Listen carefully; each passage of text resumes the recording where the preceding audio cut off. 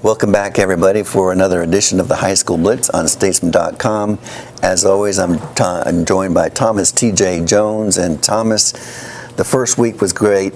The second week's going to be even better. Yeah. Let's review some of the top games. And you couldn't ask for a better matchup of who's going to win. Temple, Connelly. Who do you got? Well, Coach Cecil won the coin flip because they're playing this game at Cougar Stadium at Connelly High School. Look, we know about the Cardiac Cougs. This team, they're 9-2. They never say die. They're having a great year behind Robert Patterson, who's probably the best dual threat quarterback in Central Texas. But Temple is an explosive offensive team with a lot of experience at quarterback. Reed Hess, their quarterback, he's thrown for over 5,000 yards and 40 touchdowns in his career. He's going to be making his 22nd consecutive start against Connelly. And Temple has an outstanding defensive line led by Taquan Graham, that defensive end who's committed to UT. Never count out Connelly, but I think Temple wins this. A little too much firepower. Temple wins. Famous last words. You heard it here, Connelly fans. I'm gonna pick Connelly. I just think they're on a hot streak right now. What Patterson did with his game-winning touchdown pass last week, this team is on a roll. Probably the best roll they've been on in 10 years when Matt Munzinga was coaching at Connelly. Excellent game. It could go either way. I'm going to go with Connelly. Here's a barn burner of a game. 10-1 Klein Collins against 11-0 Cedar Ridge. Who do you like? Yeah, this is an outstanding game. This may be the best game in the state. Cedar Ridge finished the regular season ranked number 9 by the AP in the Class 6A poll. Klein Collins received votes in the last 6A poll. Klein Collins' only loss was a double overtime setback to defending state champion Katy in the second game of the year. Since then, Klein Collins has outscored its opponents by 36 points a game. Bryson Powers for Klein Collins, he'll line up at quarterback, receiver, running back. You'll see him all over the field for Klein Collins. But Cedar Ridge is undefeated for a reason. You know, they're averaging more than 50 points a game. They're giving up about 13 a game. Quarterback Garrett Sharp is just playing lights out. Wow. I'm going to go Klein Collins in an upset because I think Cedar Ridge is due kind of a bad game, and they really haven't played one yet.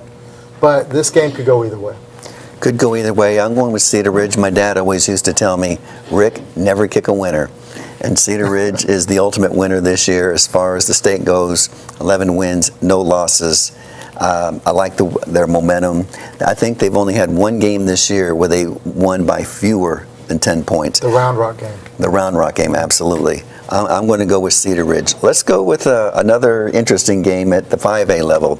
Victoria East, McCallum. McCallum 10-1. Yeah, and McCallum does it the old-fashioned way. They run the ball with Andre Blakemore, and they play defense. Andre Blakemore has over 1,500 yards, 17 touchdowns rushing. And the Knights' defense, led by, in my opinion, one of the best defensive linemen in the area, Prince Easley. They've given up more than 14 points just twice all season. They're going to play defense. They're going to run the ball. Victoria East is the exact opposite of McCallum. Victoria East wants to win. They prefer to win 42-35. This is like the Big 12 Victoria East versus the Big 10 McCallum. I think defense in the running game wins in the playoffs. I think McCallum beats Victoria East. I agree with your last statement, but I think in this case Victoria East has too much offense. I'm going to give the coaching staff a hint here on how to watch these guys. Their quarterback, Bailey Zappi. Watch out for Bailey Zappi, not just because the name is really unique. Throws for 292 yards. They score in bunches. They average 46 points a game. Yeah. As we like to say in the business, I think they're going to outscore McCallum. McCallum's going to score too. I think they're just going to outscore them. I hope for our sake, McCallum wins, but I like Victoria West. And here's what I consider the game from a sexy matchup. Converse Judson is coming down to Austin again to play at Chaparral Stadium against Westlake. Yeah, you want to talk about pedigrees. Okay, they both got it. You know, Judson has played in 11 state championship games since 1983. Westlake has played in 8 state championship games since 1990.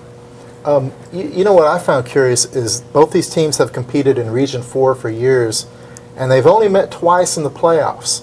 Westlake beat Judson in 2000, and Westlake beat Judson in 2009. And I think Westlake wins again because of their strength in the trenches on both sides of the ball. Now, we all know about Jelon Williams, the quarterback for Judson. Fantastic. At least Lake Travis fans know about him because Williams lit up the Cavaliers in the season opener, and Judson handed Lake Travis their only loss of the season, 35-28. So that has to make Westlake fans nervous, but I still like the Shaps at home. I like both teams. I'm gonna pick Westlake, not just because they're playing at home, but I think that's at least worth 7 points in the playoffs. But Judson does have some flaws, and I think their flaws are mainly on defense. They've lost 2 games this year. They lost to Cibolo Steel, which was not a good game. Steel just ran over them. And Smithson Valley. Smithson Valley's got a good team, but Smithson Valley just rolled over Judson. So Judson can be beat. They've shown it already this year that they can get beat against superior teams. Westlake being the surprise team, at least in the last 4 weeks in my eyes, the way they've come back after the Sam Ellinger injury, double quarterback situation. Yeah. Nakia Jones, I see Westlake pulling away. Nakia Watson, I'm glad you caught that. Well, you got Levi Jones makes plays too. You know, maybe I was thinking Levi Jones. Levi Jones in that defense, amazing.